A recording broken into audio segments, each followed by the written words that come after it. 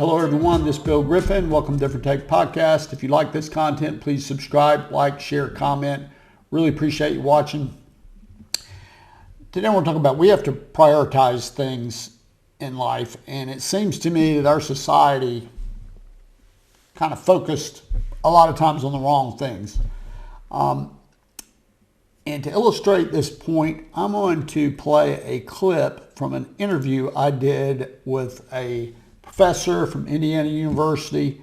His name is Russell Skiba. This interview is it's a fairly lengthy interview, but it's on my channel if you want to check it out. And he is, as I said, professor in the school psychology program at Indiana University and director of the Equity Project. So this is what he said, this short clip about implicit bias that teachers and school administrators have in the way they treat students. There. Well, you find this even in schools that have very few white students. Is that accurate? I'm sorry, find what in schools with very few white students? The implicit bias you're talking about. Were there very few white students and very few white teachers? Bias is a funny thing. You know, we've all, to answer that question, Bill, I got to go back 400 years. Well, I'm talking about today. No, in order to understand today, we've got to understand. To understand our present, we have to understand our past. And you and I and everyone else in this country lives in a country that started with the enslavement of Africans.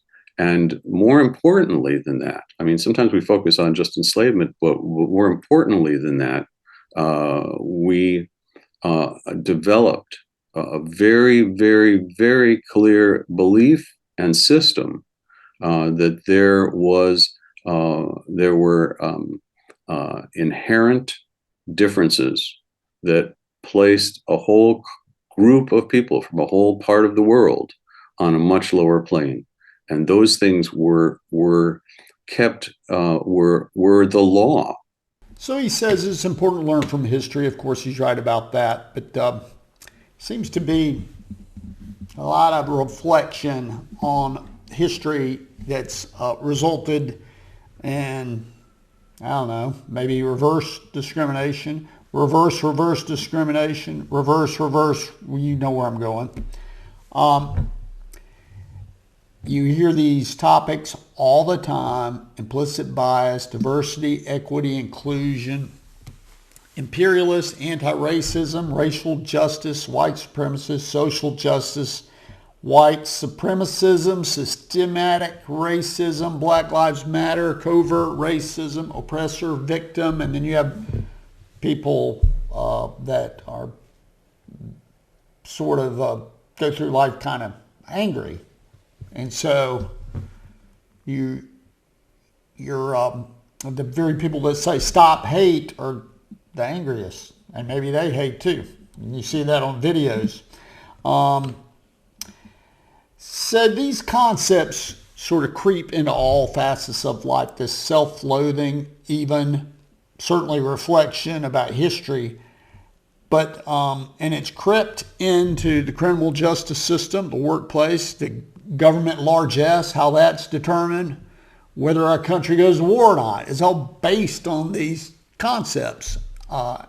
Just seems to me, when you think about what's happening in history, there might be some more important things. For example, this is from Fox Business.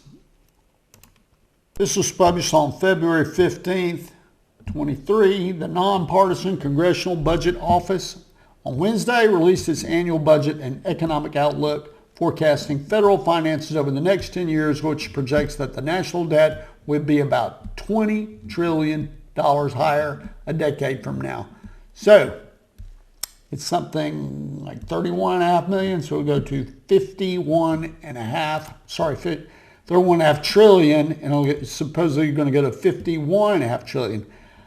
The next page, the CBO's baseline budget forecast for the 2023-2033 period finds that the amount of debt held by the public will be $25.716 trillion in 2023 and rise to $46.445 trillion in 2033, an increase of $20.729 trillion over the course of the next 10 years. As a percentage of forecasted U.S. gross domestic product, debt held by the public would rise from 98% of GDP in 2023 to 118.2% of GDP in 2033. CBO Director Philip Swagel noted that trajectory will continue in the ensuing decades based on current budgetary policies, pushing federal to 195% of GDP in 2053. So, this is understated. Most sources agree the current debt is $31.5 trillion. So this is a pretty important thing. And when you search CBO track record, you're not going to find the mainstream media news pop up on the search. You're not going to find it pop up on the search when you search for the story. The first one that popped up was Fox Business, but you go down ABC, CBS, CNN are very quiet about this, the federal debt doubling in 10 years from now. So when you think of history and the way people think of history to come up with the concept of implicit bias and systemic racism and so on and so on, you don't see countries that survive with this insane amount of debt to GDP ratio. It's never happened in the United States. So we're subject to very steep inflationary spiral. But another thing about the concept of equity and diversity inclusion, as this has permeated society, isn't it just more simple and to think in terms of being kind to people, treat others as you wish to be treated, and treat people fairly and objectively, and don't discriminate against people. If you see it, you should certainly try to correct the situation, but it's your power to do so if someone's not being fairly treated or discriminated against for whatever reason. And try to see yourself in someone else's situation. For example, the war in Russia. I was not aware of a lot of the history between Russia and Ukraine before the war. The U.S. government and the media have painted this picture that Russia jumped into the war because Putin is a madman and wanted to recreate the Soviet Union. So there's a report, another topic. I think you'll see where I'm going with this. Seymour Hersh is a journalist. I think he's 85 years old. Many people consider him very reputable. He reports, this is from New York Post, Pulitzer winner Seymour Hersh claims United States Navy behind Nordstream 2 pipeline explosion. He claims that U.S. Navy divers laid bombs that destroyed the Nordstream 2 natural gas pipeline of the Baltic Sea last September. This is a pipeline that natural gas to, I think it's predominantly Germany, from Russia. And Seymour Hersh is reporting that the United States did this, and of course Joe Biden been the one to order this. And he's on record saying that it was going to, that Joe Biden would not move forward if Russia attacked Ukraine, that it wouldn't happen. So the sabotage, according to Seymour Hersh, and then now you got to believe, because the United States is denying this, now you got to believe, well, who did it? Who did it? Other than the United States. Who would do such a thing? And Norway was also involved in this too.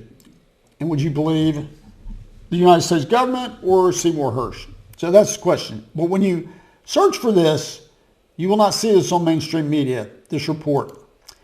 So my point is, you think about history and think about how that relates to equity, and what's more important, how we think about war.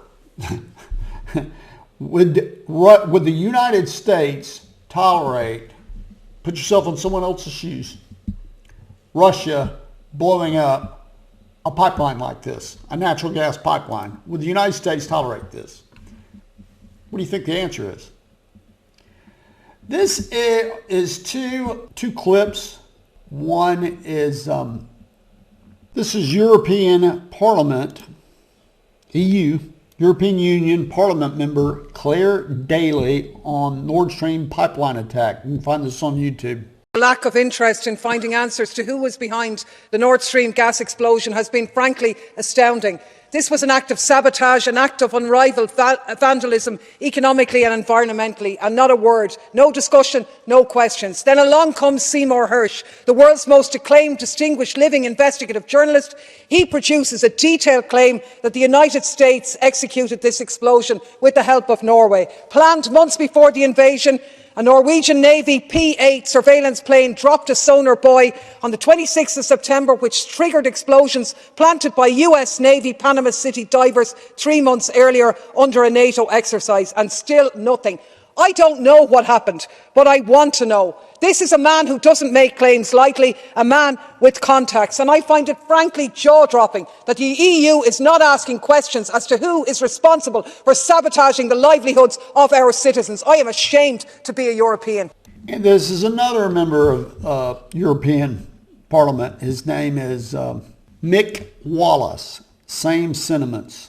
Only last September, Commission President von der Leyen stated that it was paramount to now investigate the Nord Stream pipeline attack, and that any deliberate disruption of active European energy is unacceptable and will lead to the strongest possible response.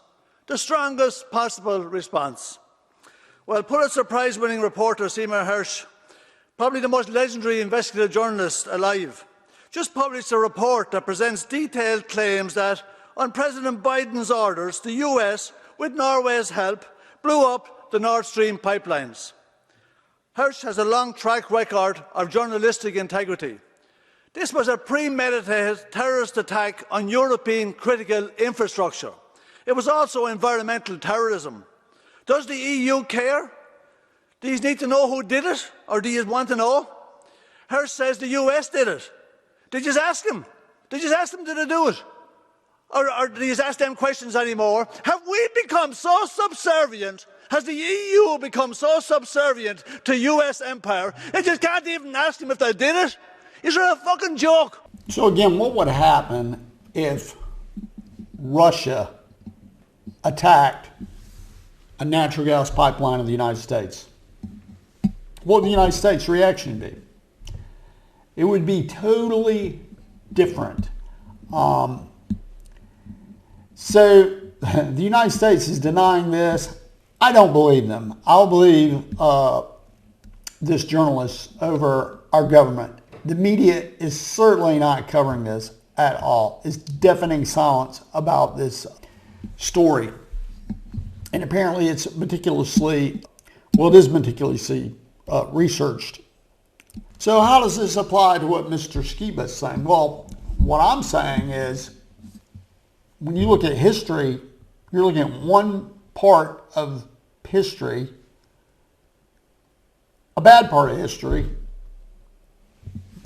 and applying it to what particularly young people are doing today. They're being bombarded with this idea of diversion, equity, inclusion, instead of, well, treat other people as you wish to be treated. Put yourself in their shoes. And I think it's permeated our society to the point that we accept all kinds of lies and excuses for people's behaviors, particularly in government and the media. We have just been bombarded with lie after lie after lie over all kinds of topics. The fact that U.S. economy is it's not sustainable. This debt is not sustainable, and you're seeing the most serious inflation that we've seen in some time, and there's no end in sight if the United States government is just going to keep spending like this, and they will. Most assuredly, they will until calamity, and they just can't, and austerity measures kick in. And maybe even Democrats are on board with Social Security and other transfer payments. recipients being, those recipients having to take a haircut. In fact, that's kind of what's happening today, and there or has been happening for some time, is that the COLA is based on, adjustment of Social Security is based on faulty inflation numbers. The government is putting out inflation numbers that are low, and advantage is, well, they don't have to bump the COLA adjustment to Social Security as much as they would have if they were reporting it correctly. And when you think about treat others as you like to be treated, well, does that come to hiring practices and the way we, as I said, criminal justice system, and